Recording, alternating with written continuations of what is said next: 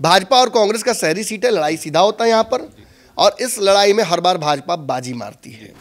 ये तो तय है कि वर्तमान सांसद जिनकी पॉपुलैरिटी बता रहे हैं बहुत कम है, उनसे ज़्यादा पॉपुलर तो ऋतुराज सिन्हा लग रहे हैं। पानी में डालने के बाद मगरमच्छ डूबेगा थोड़ी है, वो तो आपको डुबा देगा।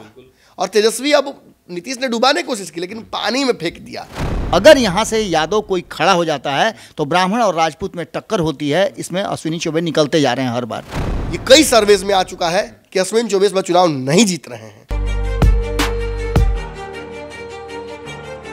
नमस्कार, पंचनामा देख रहे हैं आप और ये विशेष पंचनामा है जहां खबरों की होगी विशेष चीरफाड़।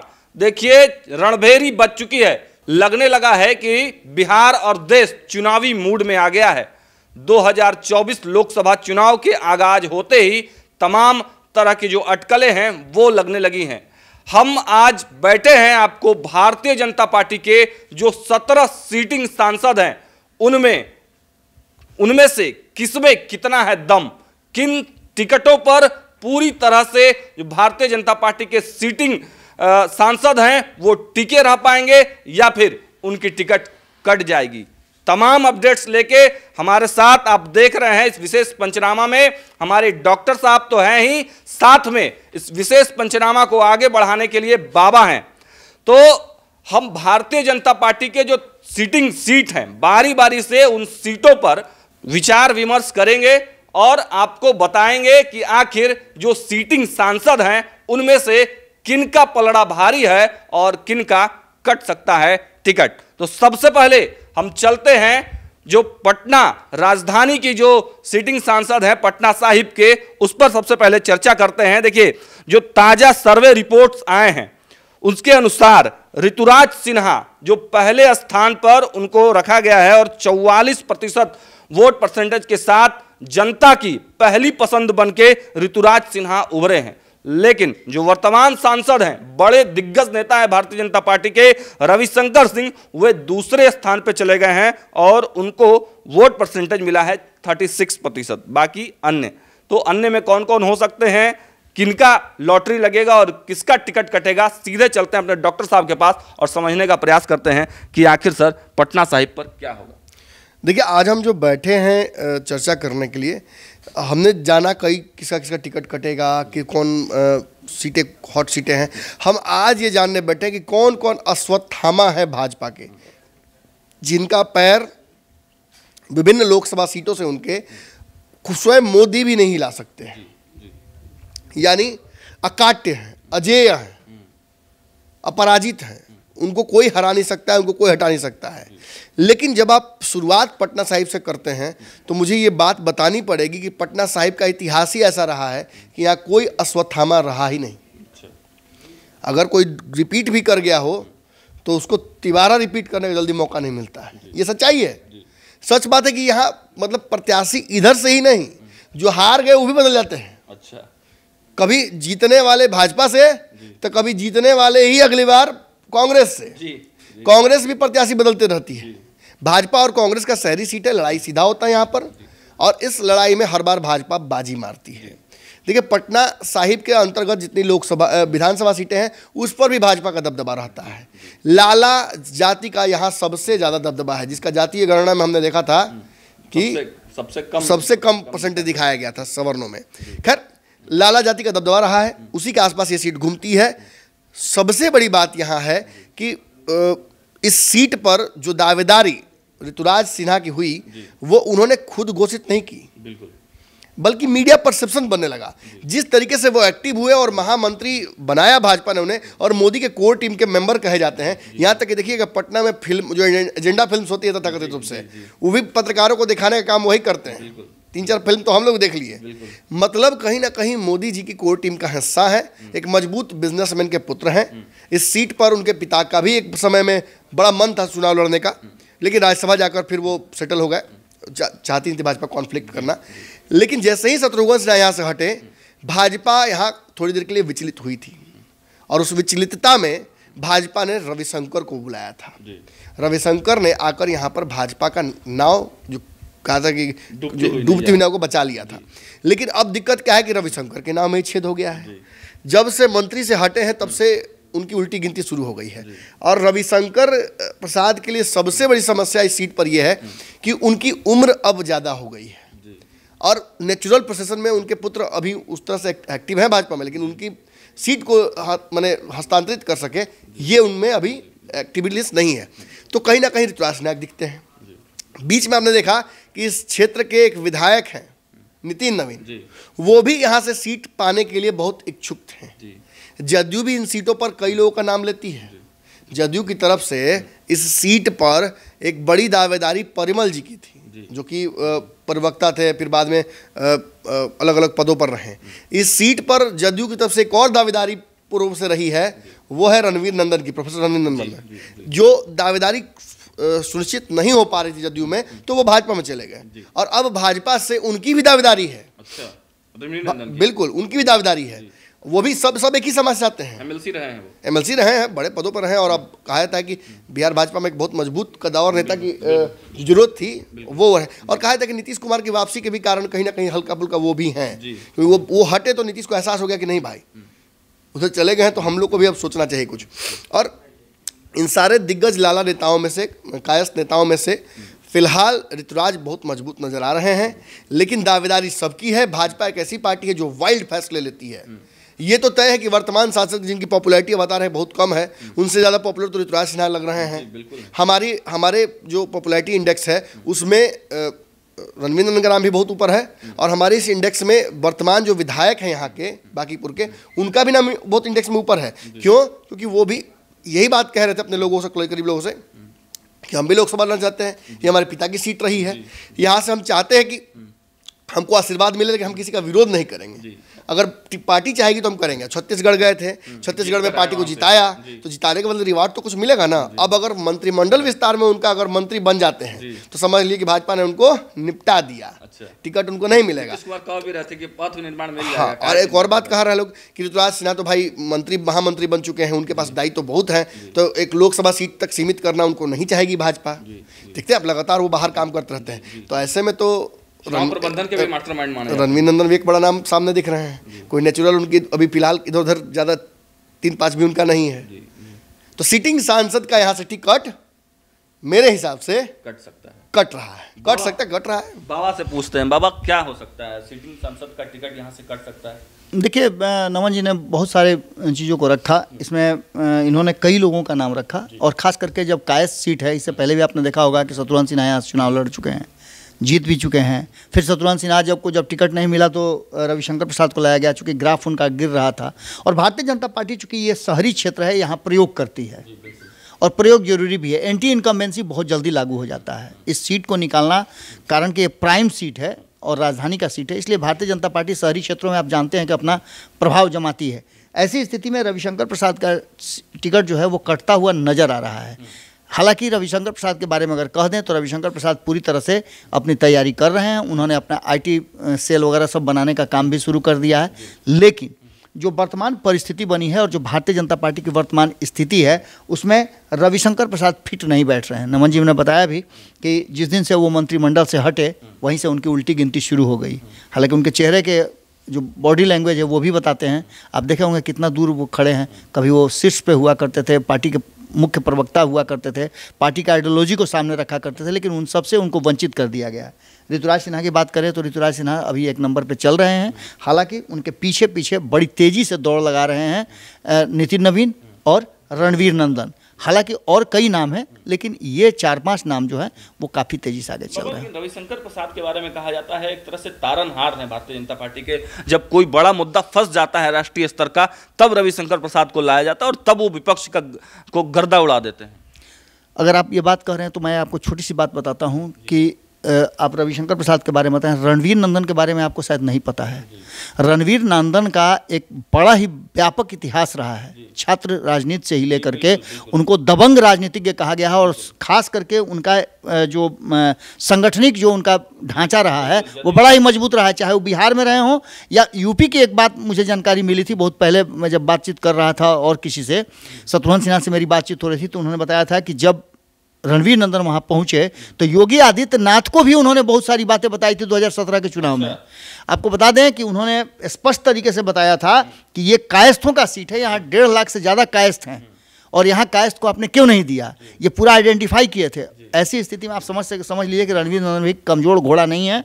ये लड़ाई जो पटना साहिब की है ये कमज़ोर नहीं है, बल्कि भारतीय जनता पार्टी में ही भारतीय जनता पार्टी है। अच्छा जी, चलिए तो एक बार हम दोनों ही अपने हमारे जो डॉक्टर साहब हैं और बाबा हैं चाहेंगे कि जो ये सीट है पटना साहिब उस पर हमारे वर्तमान सांसद रविशंकर प्रसाद के लिए यस या नो का थम्सअप करके, अगर थम्सअप आप करते हैं तो यस माना जाएगा और अगर ऐसे करते हैं तो माना जाएगा कि वो उनको टिकट नहीं मिलेगा। तो एक बार दोनों लोग से हम चाहेंगे। मुझे तो लगता है कि उनकी टिकट गई। अच्छा बाबा, मेरा भी वही आंकलन है। चलिए तो ये जो सीट थी इस पर पूरी तरह से हम लोग हमारे जो दोनों लोग हैं साफ साफ इन्होंने कह दिया है कि टिकट जो है कटनी तय है। आगे बढ़ते हैं। आगे जो है बहुत ही इंटरेस्टिंग और लगातार सुर्खियों में रहने वाला जो सीट है बेगूसराय। देखिए यहाँ से वर्तमान सांसद हैं गिरिराज सिंह, फायर ब्रांड नेता हैं। आपने देखा कि लगातार बड़े टिप्पणी करते हैं, हर मुद्दे पर वो बोलते हैं, खुल के बोलते हैं। तेजस्वी यादव के डीएनए पर भी सवाल उठा दिया है। लेकिन पॉपुलैरिटी की बात करें, पॉपुलर भी बहुत ज़्यादा है, पूरे बिहार से लेकर पूरे देश भर में पॉपुलर हैं। लेकिन बेगूसराय सीट पर अगर कैंडिडेट के रूप में अगर देखा जाए तो पहली पसंद से वो खिसक जाते हैं और आ जाते हैं दूसरे नंबर पर। दूसरे नंबर पर गिरिराज सिंह आते हैं। मात्र 20% जनता जो है उनको पसंद कर रहा है वहां बेगूसराय से। पहली पसंद पर जो आए हुए हैं उनका नाम है राकेश सिन्हा। संघ विचारक रहे हैं, बड़े प्रोफेसर हैं, तमाम जो भारतीय जनता पार्टी है संघ के आइडियोलॉजी से आते हैं, राज्यसभा सांसद हैं। तो क्या लग रहा है सर यहां पर क्या हो सकता है बेगूसराय में? देखिए बेगूसराय में और भी दावेदारियां हैं। अनफॉर्चुनेटली वो दावेदारियां उतनी बड़ी नहीं हैं कि मैं उनका नाम लूं, लेकिन इतना तो तय है कि गिरिराज सिंह इस बार चुनाव नहीं लड़ेंगे। ये बात पूरी तरह से मार्केट में ये बात आ चुकी है। गिरिराज सिंह इस सीट पर इसलिए भी पॉपुलर नहीं है, पॉपुलर नेता होते हुए भी इस सीट पर पॉपुलर नहीं है, जबकि इस सीट पर भूमिहारों की संख्या अच्छी खासी है फिर भी पॉपुलर नहीं है। उसका एक बहुत बड़ा कारण है कि ये सीट गिरिराज सिंह के लिए एक लास्ट रिजॉर्ट सीट थी। वो तो नवादा से चुनाव लड़ना चाहते थे, वो यहाँ तो आना नहीं चाहते थे। कन्हैया कुमार के खिलाफ आने से उनको सच में डर लग रहा था, ये सच्चाई है, हमने महसूस किया था वो डर उनके चेहरे पर। और बाद में नीतीश कुमार और नरेंद्र मोदी ने समझाया तब जाकर वो माने थे। और उसके बाद फिर जो चुनाव प्रचार किया और हमने देखा कि अगर तनवीर हसन नहीं काटते मैंने वोट तो कन्हैया कुमार तो इनको चाप दिया था। तो कहीं ना कहीं अब फिर वो स्थिति ना उत्पन्न हो, इससे भी परहेज करना चाहेंगे। और अगर चुनाव हार जाते हैं तो जो परमानेंट मंत्री बनने का वो मिला हुआ आशीर्वाद मोदी जी से वो भी खो देंगे। तो ऐसे में मुझे लगता है कि गिरिराज सिंह की पॉपुलैरिटी जनता समझती है कि गिरिराज सिंह खुद इस सीट से हटना चाहते हैं। नवादा आना चाहते थे लेकिन अब नवादा भी जाना संभव फिलहाल लगता नहीं है। तो ऐसी स्थिति में पॉपुलैरिटी उनकी इसलिए घटी है। बाकी रही राकेश सिन्हा की बात, तो राकेश सिन्हा पिछली बार भी सीट पर एक मजबूत प्रत्याशी थे, उनको चुनाव लड़ाने का मन था मोदी जी को। क्योंकि मैनेजमेंट करने में ये सीट मैंने घिसकी 10 उधर चले गए गिरिराज सिंह, तो गिरिराज सिंह की टिकट काट पाना उस समय संभव नहीं था, भूमिहारों में बड़ी नाराजगी हो जाती, इसलिए एडजस्टमेंट में वो सीट उनको दे दी गई। और उस समय उनके कद को देखते हुए भी ये फैसला लिया गया था। लेकिन इस बार मुझे लगता है कि राकेश सिन्हा इस सीट पर एनडीए का प्रतिनिधित्व करते नजर आएंगे। यहाँ से भी ये टिकट कट सकता है। बिल्कुल। चलिए अब सीधे बाबा के पास चलते हैं। बाबा आपको क्या लगता है? देखिए लड़ाई तो बेगूसराय में पिछले ही चुनाव से 2019 से ही कड़ी लड़ाई थी। अगर मोदी का और अन्य चीज़ें जो हुई, राष्ट्रवाद का जो नारा था वो अगर नहीं होता तो निश्चित रूप से कन्हैया कुमार ने टक्कर दिया, जैसा कि नमन जी ने बताया भी। गिरिराज सिंह कहीं ना कहीं अब उस अवस्था में नहीं है शारीरिक रूप से भी, हालांकि अभी भी प्रखर नेता हैं बोलने में, आज भी उनके मुंह में कुछ नहीं हुआ है, आज भी उनका आवाज़ उसी तरह से टन टन है। लेकिन आप इतना बात समझ लीजिए कि भारतीय जनता पार्टी एक नई टीम तैयार करना चाहती है 2029 और उससे आगे के लिए उस टीम में ये फिट नहीं बैठ रहे हैं। तो ऐसी स्थिति में राकेश सिन्हा, जैसा कि नमन जी ने बताया, एक ऑप्शन हो सकते हैं। लेकिन आप जैसा कि जानते ही हैं कि भारतीय जनता पार्टी वाइल्ड फैसला लेने के लिए जानी जाती है, अंतिम समय लेना चाहती है। तो अंतिम समय में कोई नया परिवर्तन, नया नाम भी सामने आ सकता है। लेकिन जो वर्तमान परिस्थिति बनी है उसमें कहीं ना कहीं राकेश सिन्हा आगे दिख रहे हैं। लेकिन मैं सुबह से ही बता रहा हूँ, पिछले 2 दिनों से मैं लगातार बता रहा हूँ कि ये जो सर्वे रिपोर्ट है, इस सर्वे रिपोर्ट पर जब हमारा सर्वे रिपोर्ट आएगा, जो नमन जी ने सर्वे करने का एक ये किया, तो उस सर्वे रिपोर्ट के बाद कुछ और निकल करके सामने आएगा। वर्तमान तो नजर आ रहा है कि गिरिराज सिंह थम्स डाउन, दोनों से चाहेंगे कि एक बार एक साथ बेगूसराय सीट पर गिरिराज सिंह के लिए एज भी उनका साथ नहीं दे रहा है, जो एक नया पैटर्न बना है उसमें एज उनका साथ दे रहा है। मुझे लगता है गिरिराज सिंह भी डाउन ही है। चलिए, तो गिरिराज सिंह के लिए थामा तो नहीं। जी जी जी, चलिए अब अगले सीट की तरफ बढ़ते हैं हम लोग। पाटलिपुत्रा सीट, पाटलिपुत्रा सीट पर आप जानते हैं कि रामकृपाल यादव वर्तमान में सांसद हैं और अच्छी खासी पॉपुलैरिटी जो है सर्वे से भी निकल कर आई है, लगभग सर 62% जो है लोग इनको पसंद कर रहे हैं। लेकिन एक चौंकाने वाला जो रिपोर्ट है इसमें आया है कि ऋतुराज सिन्हा का नाम भी इस सीट पर आया है और लगभग 21% वोट जो है ऋतुराज सिन्हा को भी मिला है। तो सर क्या कुछ गेम पलटेगा? ये साबित करता है कि ऋतुराज सिन्हा चुनाव लड़ने के इच्छुक हैं। अच्छा, और उनका नाम कई आसपास के इलाकों से उछाला जा रहा है। अब देखिए, इस ऋतुराज सिन्हा का मीडिया मैनेजमेंट कहा जाए, हेडलाइन मैनेजमेंट कहा जाए या जो कहा जाए, मैं देखिए हम लोग मीडिया जुड़े हुए और मैं बहुत खरी खरी बोलने के लिए जाना जाता हूँ। अपने मुंह से तो आज तक ऋतुराज सिन्हा ने कहा कि हमको चुनाव लड़ना है, लेकिन ये भी जान लीजिए कि वो चुनाव लड़ने के इच्छुक हैं, ये बात साबित करता है। अच्छा। अब रही बात रामकृपाल यादव की, तो रामकृपाल यादव इस जगह पर एक ऐसे एसेट हैं भाजपा के। देखिए, कायदे से तो उनकी भी सीट जाती नजर आ रही थी, लेकिन सबसे बड़ी समस्या यहाँ ये हुई कि तेजस्वी यादव जैसे ही यहाँ से भागे हैं, जैसे नीतीश भागे हैं वर्तमान गठबंधन से, तेजस्वी बहुत मजबूत हो गए हैं। अच्छा, ये ऐसा हुआ कि आप मगरमच्छ को डुबाने के लिए पानी में डाल दिए। अच्छा, तो पानी में डालने के बाद मगरमच्छ डूबेगा थोड़ी है, वो तो आपको डुबा देगा। और तेजस्वी, अब नीतीश ने डुबाने की कोशिश की लेकिन पानी में फेंक दिया। तो अब तेजस्वी बहुत मजबूत है, उनकी भीड़ जो दिख रही है, जो यादवों का एक तरफा प्यार अब आप देख रहे हैं, ये लोकसभा में भी कई सीटों पर डैमेज करेगा एनडीए को। लेकिन ये वही सीट है जिस सीट पर यादवों का दबदबा है। यहाँ रामकृपाल यादव को फील्ड करना बार बार भाजपा की मजबूरी है। अच्छा। रामकृपाल को अंदर से एक खबर थी कि नीतीश अगर रह जाएंगे महागठबंधन तरफ तो मेरा पत्ता कट सकता है, लेकिन ऐन मौके पर नीतीश कुमार ने इधर आकर उनको संजीवनी बूटी दे दिया है। अच्छा। और अब वहाँ यादवों का जो वोट बैंक हार्नेस करने में थोड़ा बहुत सक्सेसफुल रहते हैं रामकृपाल यादव, अपने पुराने राजद के रवैये की वजह से, लालू परिवार के खिलाफ बहुत नहीं बोलकर, इज्जत बचाकर, थोड़ा मान मनोबल करके, थोड़ा राजद समर्थकों को अपने पाले में करके वो सीट निकालने में जो सफलता प्राप्त करते हैं, ये सफलता इनके अलावा किसी और को आसानी से नहीं मिलेगा, क्योंकि यादव फिर टूटकर वोट राजद से अलग नहीं करेगा।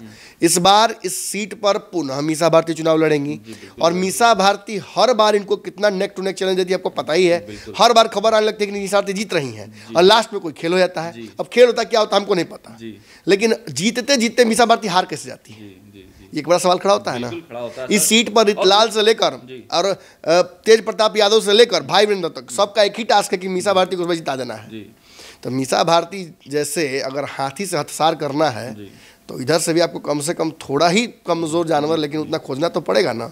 ये राजनीतिक लड़ाई अगर मीसा भारती से जीतनी है तो रामकृपाल यादव का टिकट काटना संभव नहीं, और पॉपुलैरिटी इंडेक्स में इसीलिए आप देख रहे हैं कि बहुत पॉपुलर दिखा रहे हैं। जी बिल्कुल, बहुत ज़्यादा पॉपुलर है। बाबा, आपसे ये समझने का प्रयास करेंगे कि आखिर रामकृपाल यादव की जो पॉपुलैरिटी दिख रही है, लालू के इतर इनकी एक अलग पहचान है। इस बार आपने देखा कि लालू यादव ने एक बड़ा प्रहार किया था रामकृपाल यादव पर, फिर भी रामकृपाल यादव, मेरे कैमरे पर खुद मैंने उनका इंटरव्यू किया था, फिर भी लालू यादव पर बहुत ज़्यादा आक्रामक नहीं दिखा। हालांकि उनकी नीतियों पर, तेजस्वी प्रसाद यादव पर वो खुलकर बोलते हैं। तो आपको क्या लगता है बाबा, इस सीट पर क्या हो सकता है? क्योंकि मीसा भारती की भी पॉपुलैरिटी का ग्राफ कहीं ना कहीं बढ़ा है। हम लोग जो मीसा भारती जब तेजस्वी प्रसाद यादव ईडी कार्यालय में थे और पूछताछ हो रही थी, जब वो बाहर थी, तो युवाओं का बार बार जोश हो रहा था कि मीसा दीदी जिंदाबाद, और कई तरह के जो नारे हैं मीसा भारती के लिए वो लग रहे थे। तो इसको कैसे देखते हैं बाबा?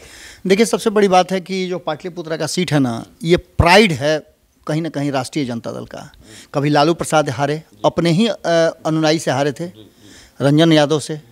इसके बाद आप लगातार देख रहे हैं कि 2 चुनाव से, जैसा नमन जी ने बताया भी और हमारे रिकॉर्ड में भी है, कि मीसा भारती फाइट तो करती हैं लेकिन हार जाती हैं। लेकिन इस बार कहीं ना कहीं परिस्थितियां इस तरह की बनी हुई हैं जिसमें ऐसा लगता है, जो सोर्सेस बता रहे हैं राष्ट्रीय जनता दल के, या जिस तरह की बातें सामने नज़र आ रही है, कि कहीं ना कहीं रामकृपाल यादव पर एंटी इनकम्बेंसी लगेगी। हालांकि बहुत मुश्किल है। रामकृपाल यादव अभी भी आप शादी और श्राद्ध में देख लीजिएगा कि हर घर तक पहुंचते हैं, ये आप समझ लीजिए कि उनका रोज का काम है। इसके साथ साथ वो बहुत फेमिलियर हैं लोगों के साथ। लालू प्रसाद के जब ट्रेनिंग में है उन्होंने अपना राजनीति सीखा है, तो निश्चित रूप से आप समझिए कि लालू की शैली के भी जाने जाते हैं। इसके अलावे आपको बता दें कि रामकृपाल यादव को वर्तमान परिस्थिति में उनका ग्राफ निश्चित रूप से बढ़ा हुआ है, लेकिन एक एंटी इनकम्बेंसी की बात करें और दूसरे नंबर पे अगर देखा जाए तो इस सीट को लेकर के खास करके जिस तरह से राष्ट्रीय जनता दल फील्डिंग कर रही है, कई लोगों को आपने देखा होगा, रीतलाल यादव भी यहाँ चुनाव लड़ना चाहते थे, भाई वीरेंद्र चुनाव लड़ना चाहते थे, कई लोग यहाँ चुनाव लड़ना चाहते थे, लेकिन सबको दरकिनार करके इस बार इस सीट पर कड़ी फाइट देने के लिए राष्ट्रीय जनता दल तैयार रहेगी। रामकृपाल यादव को उतार करके भारतीय जनता पार्टी हो सकता है कि ये रिस्क न ले। अच्छा। क्योंकि यहाँ पर सवर्णों की एक बड़ी फौज है, भूमिहारों का एक बड़ा दबदबा है, उसको लेकर के इस बार भूमिहार किसी को उतार दे तो कोई अतिशयोक्ति नहीं होगी। इसमें कई लोग हैं जो जहानाबाद से भी चुनाव लड़ना चाहते हैं। अच्छा। उनको शिफ्ट करके यहाँ लाया जा सकता है क्योंकि उससे जुड़ा हुआ क्षेत्र है, और जहानाबाद, पाटलिपुत्रा और खास करके ये जो मगध का क्षेत्र है, इसमें बहुत सारी चीज़ें नज़र आ रही हैं। तो हो सकता है कि मेरा जो अपना आकलन है उसमें रामकृपाल यादव की जगह पर उनके उम्र के हिसाब से भी किसी भूमिहार उम्मीदवार को उतारा जाए, ये हो सकता है। क्योंकि भूमिहारों का गुस्सा जो है वो राष्ट्रीय जनता दल के प्रति है, इसको भजाने की कोशिश की जाए। हम चाहेंगे कि दोनों ही लोग एक बार एक साथ, जिनको थम्स अप लगता है थम्स अप, जिसको थम्स डाउन लगता है थम्स डाउन करके। रामकृपाल यादव का पाटलिपुत्रा सीट से आप लोग को क्या लगता है सर, दोनों लोग एक साथ? मुझे लगता है कि रामकृपाल को टिकट मिल जाएगा। ये इस सीट पर अश्वत्थामा है, इनको हटा पाना परिस्थितिवश संभव नहीं है। आपको मेरी समझ से जो स्थिति यहाँ बनी हुई है, भारतीय जनता पार्टी इस बार रामकृपाल यादव पर रिस्क नहीं लेगी और रामकृपाल यादव की जगह पर किसी भूमिहार उम्मीदवार को उतार सकती है। टिकट कटेगा निश्चित रूप से, ग्राफ में चाहे जितना भी ऊपर हो, लेकिन मेरा जो आकलन है उसमें भूमिहारों पर दाव लगाना भारतीय जनता पार्टी चाहेगी। तो देखिए यहाँ पर दोनों हमारे धुरंधर, एक डॉक्टर साहब और बाबा, दोनों की राय अलग अलग है। खैर, जनता किसे चुनती है और भारतीय जनता पार्टी जी भारतीय जनता पार्टी किसको आगे देती है वो तो बात की बात है। आगे हम लोग बढ़ते हैं। आरा सीट भी एक बहुत ही मजेदार सीट है, बहुत ज्यादा काम किया है वहां पे सांसद का, और आप देखिए उनका पॉपुलैरिटी ग्राफ भी बहुत ज्यादा बढ़ के आया। आरके सिंह वहां के वर्तमान सांसद हैं, 76% जनता उनको मान रही है कि वो जो है पहली पसंद के तौर पर उनका नाम आ रहा है। और पवन सिंह, काफी ज्यादा हो हल्ला हंगामा हुआ कि पवन सिंह को टिकट मिलेगा, उनका पॉपुलैरिटी ग्राफ देखा जाए तो मात्र 8% है। सीधे अपने डॉक्टर साहब के पास चलते हैं। सर, आरके सिंह या पवन सिंह? हाथी के सामने अगर फेंक दीजिएगा चूहा तो कैसे टिकेगा? 7% भी आ गया, बहुत आ गया। अच्छा। आरके सिंह का टिकट काटने वाला कोई पैदा ही नहीं हुआ। अच्छा। मैं आपको दावे के साथ कह रहा हूँ। तो पवन सिंह का क्या? पवन सिंह का क्या? ऐसे कितने झिंगर फतिंगर आए हैं, उड़ गए। अच्छा। राजनीति में नहीं है आप जी। भीड़ जो आपके कार्यक्रमों में जुटती है आपके कमर लचकाने से, उसे राजनीति मत समझ लीजिएगा। अंदर ढेर लोग पटना साहिब में आके जमानत जब्त करा के चले गए। आपको नाम भी मैं ले सकता हूँ, मुझे कोई दिक्कत नहीं है, लेकिन न जान लीजिए कि आरके सिंह मोदी सरकार के, मोदी कैबिनेट के एक बहुत महत्वपूर्ण कार्य योजना का हिस्सा है। वो जिस बैकग्राउंड से आते हैं, मोदी जी को बड़ा पसंद है। अच्छा। जिन परिस्थितियों में उनको भेजा गया था आरा में, उन्होंने आरा में निश्चित तौर पर अपना एक पकड़ बना लिया है। जातीय आधार पर भी राजपूत जाति में उनकी बहुत लोकप्रियता, और इस जाति से उठकर कोई बच्चा तो उनको चैलेंज नहीं कर सकता है। कालांतर में मैं बताता हूं आपको, कम से कम 20 नाम मैं ले सकता हूं जो इनको यहां से उखाड़ने के लिए, इनका पैर हिलाने के लिए, अश्वत्थामा का जैसे पैर हिलाने की बात हुई थी, कई आए दिग्गज ऐसे गली कूचों में जाकर वो निपटे हैं। अच्छा। कि हम नाम नहीं ले सकते हैं, हम नाम नहीं ले सकते। नाम लेंगे तो कई लोग शर्मिंदा हो जाएंगे, इसलिए मैं बिना नाम के ही इस विश्लेषण को छोड़ना चाहूँगा। आरके सिन्हा को आप मेरी तरफ से अभी ही थम्स अप दीजिए। इनकी एज वाला फैक्टर इन पर लागू नहीं होता है। अच्छा। ये ब्यूरोक्रेट हैं। अच्छा। ब्यूरोक्रेट जब तक ताकत में रहता है तब तक वो जवान ही रहता है, घोड़ा की तरह, उसमें कोई ऐतराज नहीं। और मोदी जी ने इनको बहुत बड़ी बड़ी बीमारियां दी हैं, कुछ बीमारियां तो हमें पता भी नहीं है, लेकिन हमें पता है कि जिम्मेदारी मिली है। जी देखिए, ये आर.के. सिन्हा के बारे में एक और बात इंटरेस्टिंग बता दें। आर.के. सिन्हा ही वो अधिकारी हैं जिन्होंने आडवाणी जी के रथ को रोका था। बाबा से चलते हैं और समझते हैं कि आर.के. सिन्हा का क्या होगा। बाबा, मैं करेक्ट कर दूं, आर.के. सिन्हा नहीं, आर.के. सिंह इनका नाम है। और आर.के. सिंह राजपूत समाज से आते हैं। हालांकि इन पर एक ही चीज़ हम बार बार कहते आ रहे हैं, नमन जी को भी याद होगा कि इनके बाहरी होने का एक सवाल खड़ा होता है, इसके अलावा इनके पर दूसरा कोई सवाल नहीं खड़ा होता है। और ऐसी स्थिति में कई लोकल लोग जो हैं वो वहाँ अपनी दावेदारी कर रहे हैं। मीना सिंह की बात कर लीजिए, आप पवन सिंह का नाम ले रहे थे, हालांकि इन लोगों का कहीं दूर दूर तक नाम नहीं है, लेकिन इसके साथ साथ आप कन्हैया सिंह का भी नाम ले सकते हैं जो वहाँ के लोकल हैं। तो ये सारे लोग कहीं ना कहीं लोकल होने का एक फ़ायदा उठा जरूर रहे हैं। लेकिन आर.के. सिंह ने जो काम किया है, बाहरी ही सही, लेकिन उन्होंने जिस तरह से आरा को में काम किया है, आरा को विकसित करने में काम किया है, आरा के लोगों से उनका जुड़ाव है। और ख़ास करके जैसा नमन जी ने बताया है कि वो कोर टीम के मोदी के हिस्सा हैं, ऐसी स्थिति में इनका टिकट कटता हुआ मुझे भी नहीं दिखाई दे रहा है। इसलिए आरा में आर.के. सिंह। चलिए तेजी से आगे बढ़ते हैं हम लोग और अब सीधे चलते हैं आरा के जस्ट बगल में ऐतिहासिक भूमि बक्सर। बक्सर से सांसद अश्वनी चौबे। अश्वनी चौबे बहुत ही बिहार में जो है आप देख रहे हैं कि नीतीश कुमार के साथ उनकी जो मुलाकात हो, एनडीए में आने के से सबसे पहली बार उन्हीं से मुलाकात हुआ। और लेकिन पॉपुलैरिटी ग्राफ की बात करें तो अश्वनी चौबे मात्र 17% वोट, और दूसरे नंबर पर भारतीय जनता पार्टी के उन्हीं के सुपुत्र अरिजीत शाश्वत चौबे मात्र 11%। सर, अरिजीत शाश्वत अपनी दावेदारी प्रस्तुत किए हैं क्या बक्सर से कभी? बिल्कुल नहीं किए हैं। तो फिर ये कहाँ से आ गया? जहाँ तक बात रही अश्विन चौबे की कि काठ की हांडी लोग कहता है एक बार चढ़ती है दोबारा नहीं चढ़ती है। 2 बार चढ़ चुकी है इनकी काठ की, और ये हांडी काठ की है ये मैं जानता हूँ। क्योंकि पूरे चुनाव के दौरान अश्विनी चौबे का कितना विरोध होता है बाहरी के तौर पर उस जगह पर, वो हम वहाँ जाकर महसूस किए हैं। मैं ब्राह्मण समाज से हूँ और ब्राह्मण समाज के लोग वहाँ बहुत हैं, और बक्सर मेरा घर है, तो वहाँ कितना विरोध, उनका अंतर विरोध होता है, फिर भी लोग ब्राह्मण के नाम पर एक्सेप्ट कर लेते हैं, ये भी मैंने देखा है। मेरा ससुराल है सर, आपका घर है, मेरा ससुराल। तो समझ लिए तो कितना इम्पोर्टेंट जगह है ये। तो हमारा ससुराल वहीं है। अच्छा। लेकिन कितना इम्पोर्टेंट जगह है ये, चूँकि कॉरिडोर ऑफ यूपी है, यूपी की राजनीति इससे जुड़ी हुई है, बिहार की राजनीति जुड़ी हुई है। ब्राह्मणों का आखिर कहाँ एडजस्ट कीजिएगा? दरभंगा में, बक्सर में, यहीं कहीं एडजस्ट कीजिएगा ना। बाकी है उसका है, धार्मिक एस्पेक्ट भी है। और इस वोट से कहा है कि देखिए ब्राह्मण का एक सीट जो अगर आप अच्छे से लड़ा दीजिए तो आसपास के 2-3 सीटों पर भी लोग खुश होकर वोट करते हैं। ब्राह्मणों को इतना न्यूट्रल हर जगह मिलता है चुनाव में फायदा। लेकिन इस सीट पर बाहरी का विरोध इतना हो चुका है कि बिना इनके, देखिए 2 यहाँ पे प्रत्याशी इनके खिलाफ तगड़े हैं, तगड़े। एक जो इनका खुलकर विरोध कर रहा है, एक जो इनका विरोध कर ही नहीं रहा, इनफैक्ट इनका सपोर्ट भी कर रहा है और साथ साथ कह रहा है कि मैं भी हूं अगर ये नहीं है तो।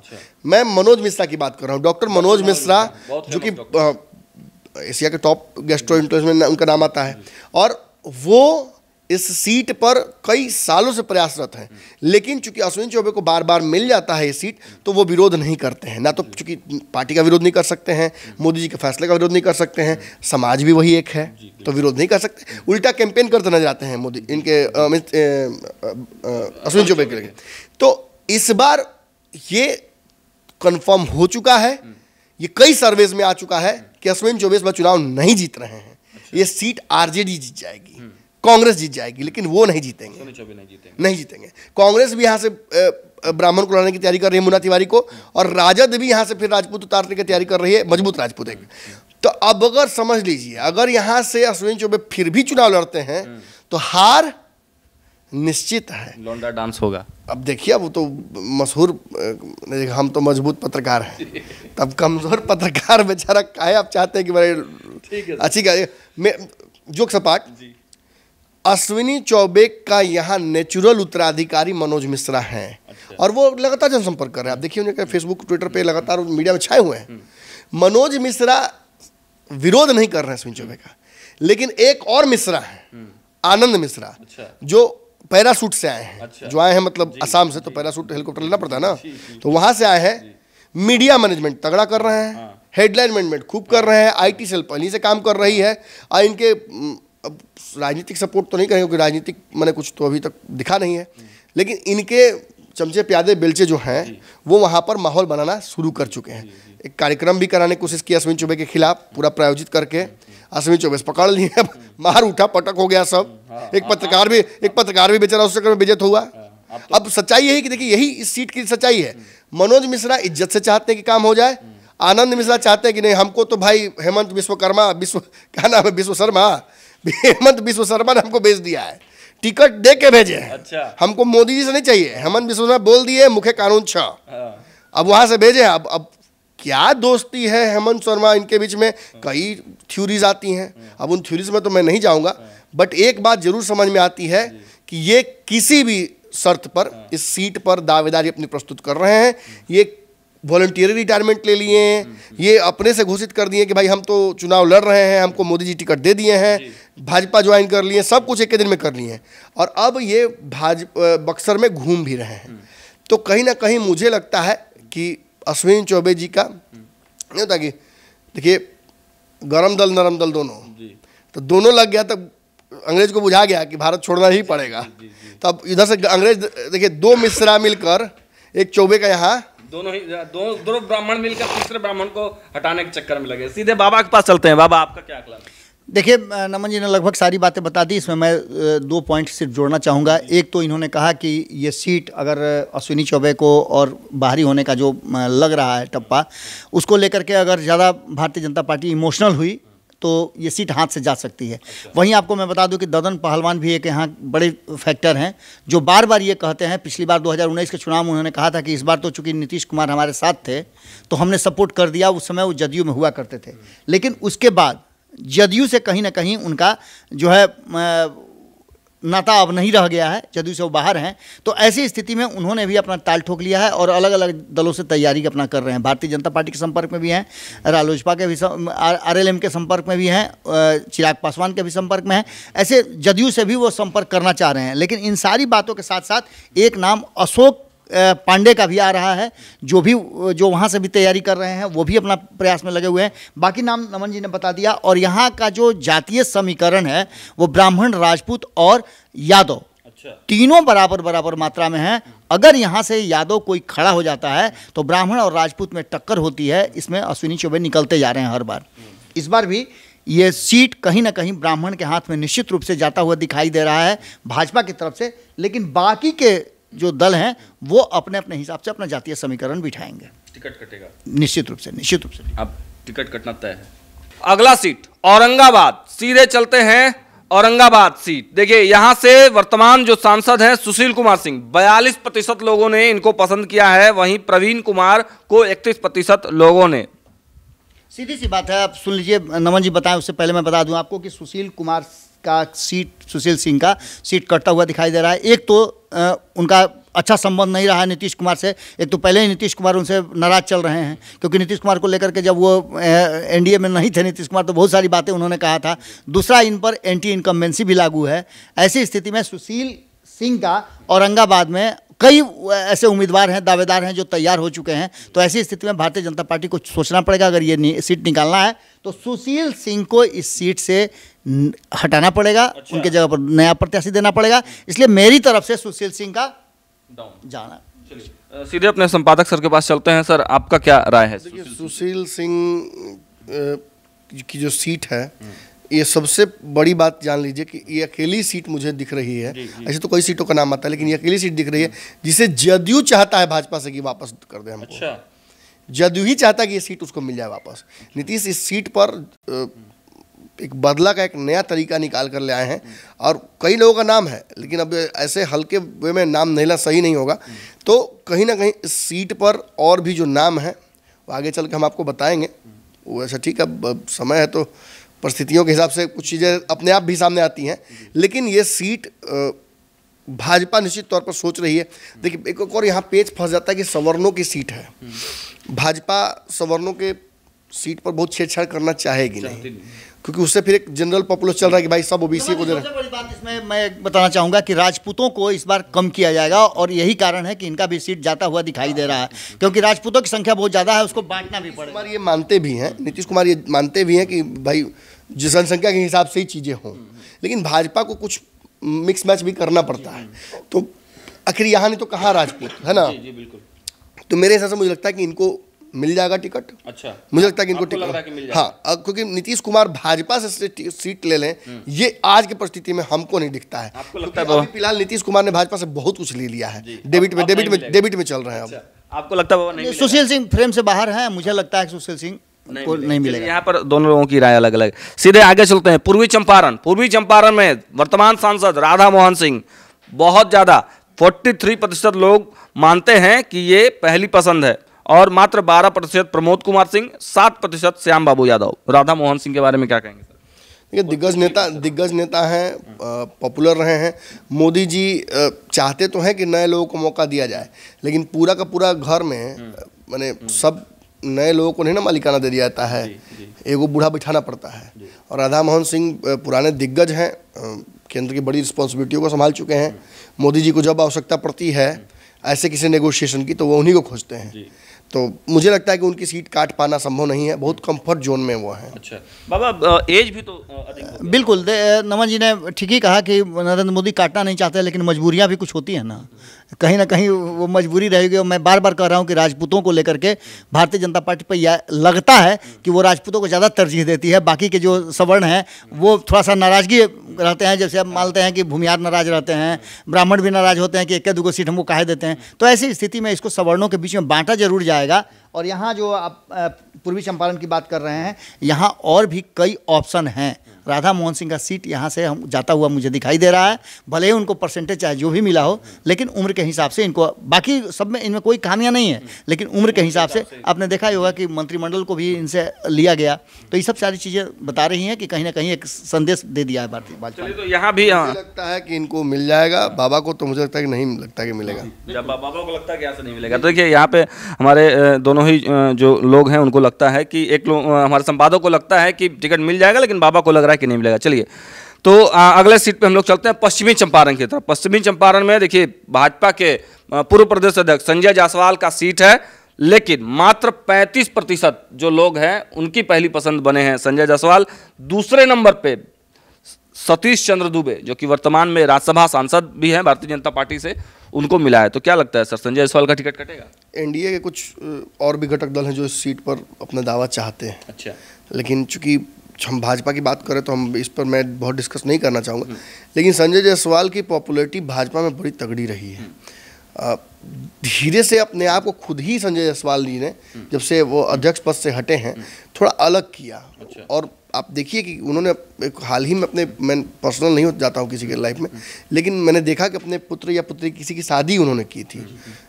मुझे देखिए याद तक नहीं आ रहा है कि वो किसकी की थी, लेकिन उस पर वो इतना लो प्रोफाइल उन्होंने किया था कि किसी भाजपा नेता को बुलाया तक नहीं गया था। और उसी तरह सरकार बिहार में गिर के बदल रही थी उसी 2-3 दिनों में ही। तो ये साबित जरूर कर रहा है कि बहुत अच्छे नेता हैं, बहुत स्पष्ट नेता हैं, बड़े अच्छा काम भाजपा के लिए बिहार में किया। नीतीश कुमार से गठबंधन तोड़वाने में एक नंबर आदमी थे। लेकिन मैं अच्छा काम कह रहा हूँ क्योंकि भाजपा को स्वावलंबी बनने का मौका मिला, और उसी के बाई प्रोडक्ट्स या प्रोडक्ट्स सम्राट चौधरी और बाकी लोग हैं, हरी सैनी आदि। एक न्यू रखी, उस पर फाउंडेशन मजबूत करने के लिए सम्राट चौधरी को दिया गया। और सबसे बड़ी बात नमन जी, मैं एक लाइन बोलना चाहूँगी, लेकिन पता नहीं क्यों, अब हो सकता है कि he might have a different opinion than me, क्योंकि उनकी बात वो समझेंगे ना। मुझे पता नहीं क्यों लगा कि रिलक्टेंट थोड़े से हो गए राजनीति को लेकर। अच्छा। अब सीटों को लेकर ऐसी बात है कि नहीं, वो तो खुद बताने की स्थिति में होंगे। तो पॉपुलैरिटी इंडेक्स में भी थोड़ा सा जो डमाडोल स्थिति लग रही है, वो उसका कारण भी वही है।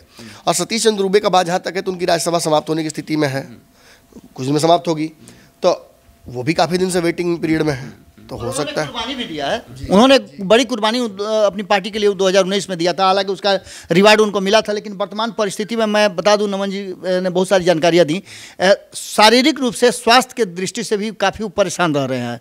एक बार इधर हाल फिलहाल में आपने देखा होगा, संजय जायसवाल जो अध्यक्ष थे, तो उनके बॉडी में पूरा इन्फेक्शन हो गया था, जिसमें बॉडी का कलर भी उनका चेंज हो गया था। तो इसको लेकर के भी थोड़ा वो ज़्यादा अवेयर हैं, लोगों के बीच में कम जाना चाहते हैं। और यही कारण है कि उनकी राजनीति धीरे धीरे, हालांकि परिवार में उनके एक लेगेसी तो रही है, उनके पिताजी भी सांसद रहे हैं, वो भी 3 बार से सांसद हैं, लेकिन इस बार जो स्थिति है उसमें भारतीय जनता पार्टी उन्हें कोई और रोल दे सकती है। इस बार मुझे लगता है कि इनका टिकट पार्टी नहीं देगी, सिंबल नहीं मिलेगा, कट सकता है। चलिए, तो यहाँ पे हमारे जो दोनों ही संपादक हैं, और मुझे भी लगता है ऐसा ही कि शायद ये खुद नहीं चाहें इस बार, ऐसा मुझे लग रहा है। तो देखिए हमारे दोनों ही, एक डॉक्टर साहब, एक विशेष डॉक्टर साहब ने इलाज करके बता दिया है 8 सीटों पर भारतीय जनता पार्टी के किन किन सांसदों का टिकट कट सकता है और किन की लग सकती है लॉटरी। दोनों ही लोगों ने स्पष्ट रूप से आपको बताया है। आगे की जो बची हुई और सीटें हैं उस पर हम लोग फिर अगले पार्ट में आपको बताएंगे बिहार का हाल। फिलहाल देखते रहिए पंचनामा। बहुत बहुत धन्यवाद।